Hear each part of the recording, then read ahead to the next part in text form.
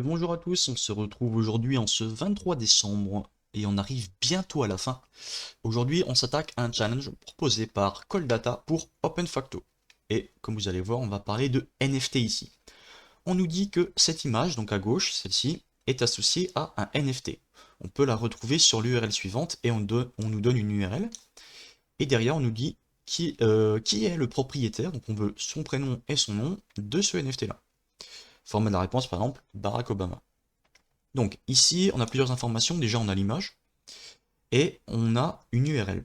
Sur cette URL, on voit que c'est stocké sur quelque chose, un storage lié à Google. Ok, bon, pas très pertinent, mais au moins on le sait. On a derrière quelque chose qui a l'air d'être une adresse. Alors pour ceux qui connaissent un petit peu le monde de la blockchain, vous aurez directement remarqué qu'ici ça s'adresse, enfin, ça correspond potentiellement soit à une adresse de compte, à une adresse de contrat, une adresse de token. Bon, en tout cas, c'est une adresse de quelque chose, elle est liée à la blockchain. Comment on reconnaît ça? Avec le 0x et derrière tous les caractères hexadécimaux. Donc un caractère hexadécimal, c'est un caractère qui peut être soit 0 et qui peut aller jusqu'à F. Donc 0, 1, 2, 3, 4, 5, 7, 8, 9, A, B, C, D, E, F maximum. Donc ici, si vous voyez, on n'a que ces caractères-là.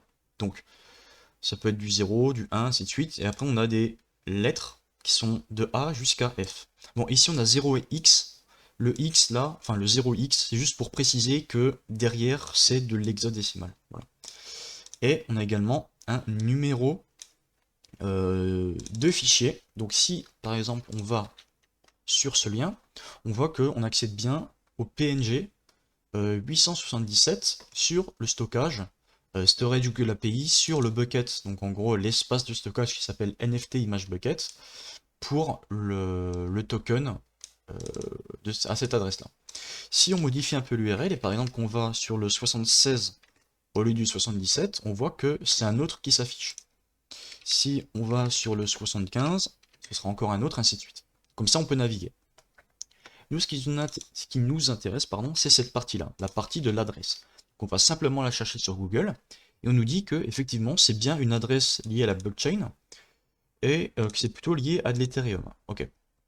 Si on va sur ce lien-là, bon, on pourra aller sur d'autres liens aussi, mais ici on voit qu'il arrive à le trouver directement dans le code source de quelque part sur cette page, donc on va préférer aller sur celui-ci. On voit que ici on a des informations, donc on retrouve notre contrat, qui est celui qu'on avait mis là, c'est le même. On a du coup celui qui possède le NFT, on a celui, enfin l'adresse de celui qui a créé le NFT, et ainsi de suite, et différentes informations. Alors ici le problème c'est que vous voyez que bah, l'image qu'on avait, en tout cas hop, entre celle-là et celle-là, c'est pas du tout la même, en tout cas pas tout à fait. Pourquoi? Parce qu'en fait, on a cliqué sur un lien, mais Google nous a pas donné le bon. Ici, on voyait que dans l'URL, c'était le numéro 877. Or, ici, on est sur le numéro 864, qu'on retrouve ici dans l'URL. Donc en fait, on a juste besoin de nous rendre sur le 877, et normalement, on arrive sur le bon, et voilà. On voit que c'est exactement le même. Et maintenant, on va pouvoir voir qui est le propriétaire de ce NFT. Donc, ici, on a holder, donc celui qui possède le NFT. On a ahopkins.eth. On a une adresse, donc on va pouvoir aller dessus. Et derrière, on a un nom comme ça. Ok, donc là, on a des informations sur les différents NFT, en tout cas, les différentes transactions liées au NFT que cette personne a faites. Donc ici, on peut voir qu'il y en a vraiment pas mal. Mais nous, ce qui nous intéresse, c'est connaître des informations sur cette personne. On peut cliquer sur View More pour voir le compte en question.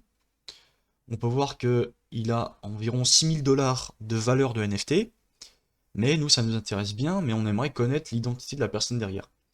Ici, on a vu que le nom, en tout cas du compte qui avait été donné, c'était ahopkins.eth. Et bien, qu'est-ce qu'on va faire? On va simplement chercher bêtement ça sur Google. Et donc là, on nous retourne automatiquement son adresse de wallet, qu'on retrouve ici, qui termine par 2E5, qu'on a ici également. Mais ici, on peut voir que là, on a un article, par exemple, de blockworks.co qui nous dit que Sir Anthony Hopkins euh, dit en gros cherche son premier NFT, de l'achat de NFT. Et si on recherche dedans, on nous dit que, alors c'est bien basé pardon, sur la blockchain d'Ethereum, et on nous dit que Hopkins, il a un wallet avec son adresse qui termine également par 2E5, donc 5B quelque chose 2E5, c'est celui qu'on a, 5B quelque chose 2E5, et le nom à Hopkins correspond en fait à Anthony Hopkins. Donc ici on a trouvé le nom de la personne, donc en fait c'est une célébrité qui a un wallet Bitcoin à son nom, enfin pardon, un wallet Ethereum à son nom, et dessus il a fait des transactions, il a acheté certains NFT, voilà, donc il a décidé d'investir au niveau des NFT, et normalement on va pouvoir valider, et on a réussi le challenge du jour. Voilà, donc c'était un petit challenge qui change des autres, parce qu'ici on a touché un petit peu la blockchain, c'est assez rare en OSINT, en tout cas pour les challenges classiques. J'espère que ça vous aura plu, et on se retrouve demain pour le dernier jour, ça passe très vite, le 24 décembre. Allez, bonne journée à vous.